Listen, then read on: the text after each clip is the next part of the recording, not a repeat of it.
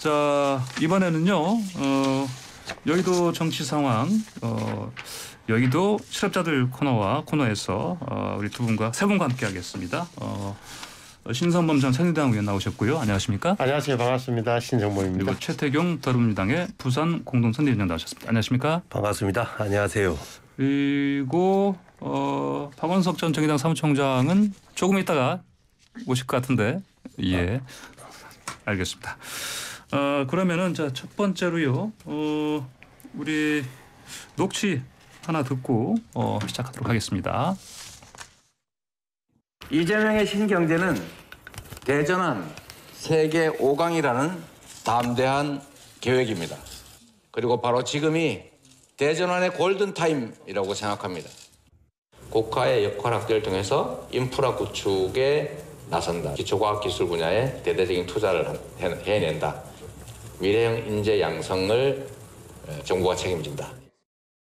성장률 상승과 출생률의 증가, 소득 분배의 개선이 선순환하는 나라를 만들겠습니다.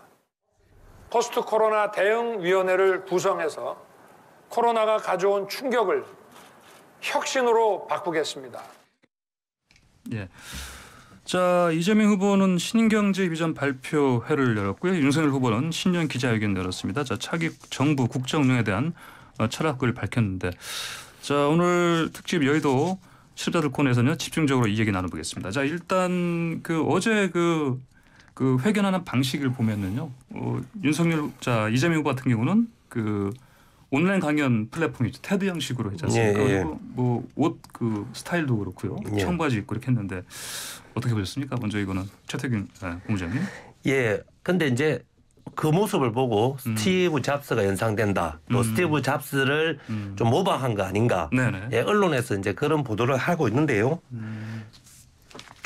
왜 비슷한 것을 연상하고 있는가 국민들이. 예. 단순히 옷차림에서 연상한다고 저는 생각하지 않고요. 스티브 잡스 연설의 핵심이 무엇입니까? 본인이 그 내용의 설계자라는 겁니다. 예. 스티브 잡스는 생전에 강연을 할 때 본인이 구상하고 본인이 정리한 내용을 예. 아주 자신 있게 자기가 설계자로서 자기 직원들한테 강연했어요. 예. 그래서 어제 발표한 경제정책은 설계자가 이재명입니다. 네. 설계자가 참모가 아닙니다. 참모가 써준 원고를 읽은 것이 아니고 본인이 구상하는 디지털 대전환을 비롯한 예. 경제 구상을 자신 있게 국민들한테 나의 내용을 강연하겠다. 이런 취지였다고 봐주시면 좋겠습니다. 예. 윤석열 후보 같은 경우는 성수동의 폐공장 리모델링한 문화 공간에서 하지 않았습니까? 신년 기자회견. 예.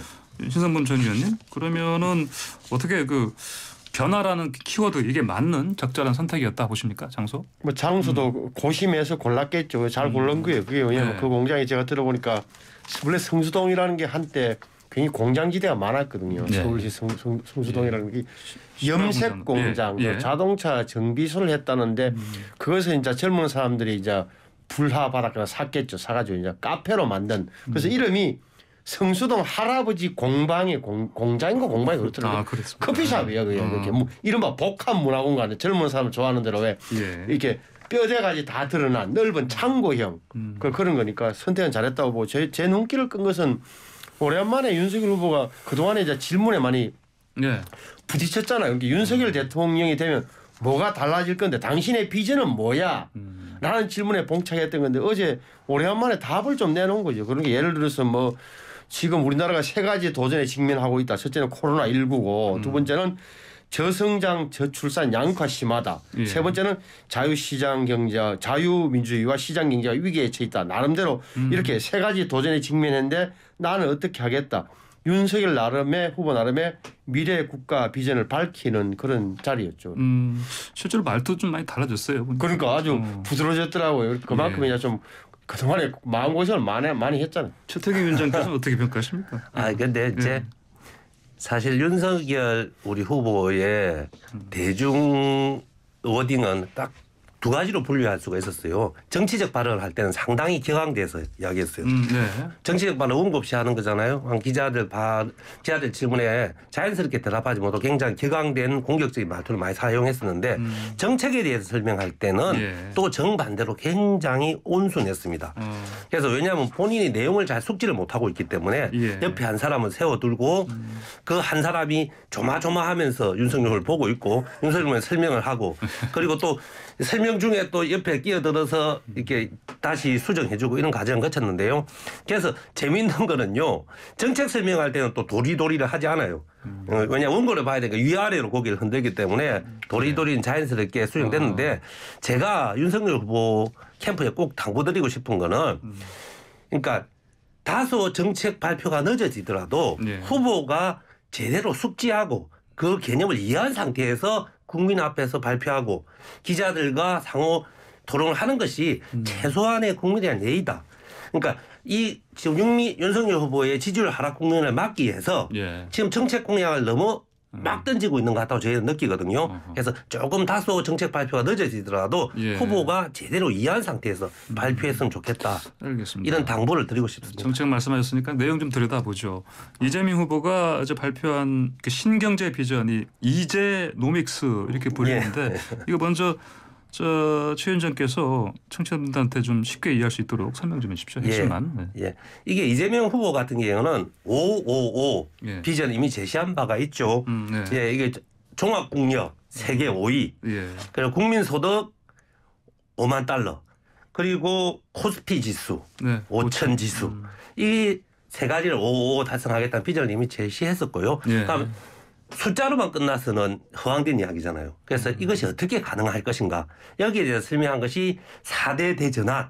이 4대 대전환을 가능하게 하기 위한 뒷받침이 하기 위한 2대 개혁. 예. 이 구상을 어제 거시경제 차원에서 발표를 하신 겁니다. 예. 그래서 그 내용을 간단하게만 소개하면요. 4대 대전환 같은 경우에는 과학기술 전환, 산업 전환, 그리고 교육 전환, 국토 전환 이 네 가지를 제시했고요. 그 네 가지 중에서도 핵심은 산업 전환입니다. 산업 대전환이 핵심이고 그 산업 대전환 중에서도 핵심은 디지털 대전환이죠. 예. 이 디지털 대전환 같은 경우에는 국가 재원 135조를 집중 투자해서 디지털 대전환을 이루어내겠다. 예. 그를 통해서 200만 개의 일자리를 창출하고요. 더 중요한 것은 100만 명의 디지털 특화 인재를 만들어내겠다는 겁니다. 예. 이런 야심찬 계획을 수립했고요. 그런데 이것이 단지 그냥 목표만 제시한 것이 아니고 이러한 것이 실현 가능한 물적, 제도적, 인적 인프라를 구축하겠다. 그래서 이것에 대한 추후 너무 이제 내용이 방대하기 때문에 추후 많이 제시될 거고요. 예.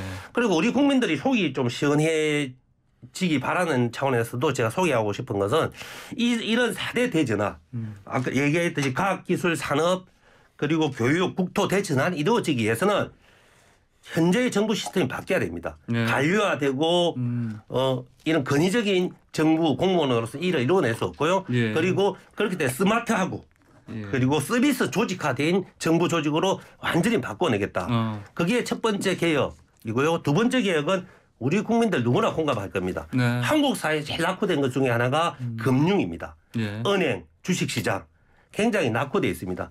예, 금융에 우리 소서민들은 은행권을 통해서 본인이 보호받고 있다, 서비스를 받고 있다는 걸 느끼는 국민이 별로 없을 겁니다. 예. 그래서 이런 금융개혁, 그러니까 이 두 가지 개혁을 통해서 4대 개혁이 가능하도록 뒷받침하겠다. 뭐 이런 구상을 어제 발표하신 거죠. 알겠습니다. 최태경 민주당의 부산 공동선대 위원장 말씀하셨고 이번에 신원문 전 의원님 어떻게 지켜보셨습니까? 이재명 그 후보의 이제노믹스 내용 좀 혹시 기억나시는 게 있습니까?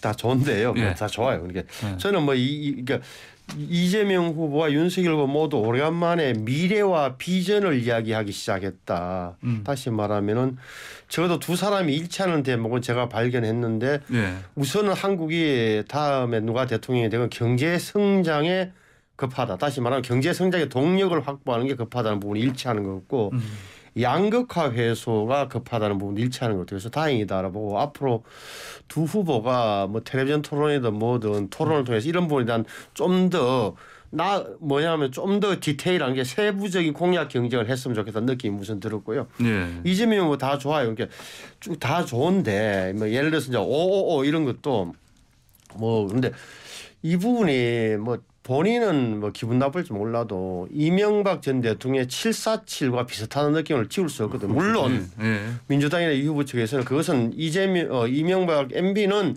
토목이었고 우리는 뭐 산업구조 전환을 이야기하는 거기 때문에 같이 동의해 놓는 게 기분 나쁘다고 이야기할 수 있겠지만 예. 적어도 이런 부분 남아 있는 거잖아요. 그럼 이게 이런 코스피 지수 5천이라는 게 지금 3천인데 2천을 어떻게 할 것인가? 그러면 기업이 좋아지는 거 외에 다른 방법이 없을 텐데 구호성이라는 이미지 제고용이라는 느낌은 뭐 지울 수 없는 거고.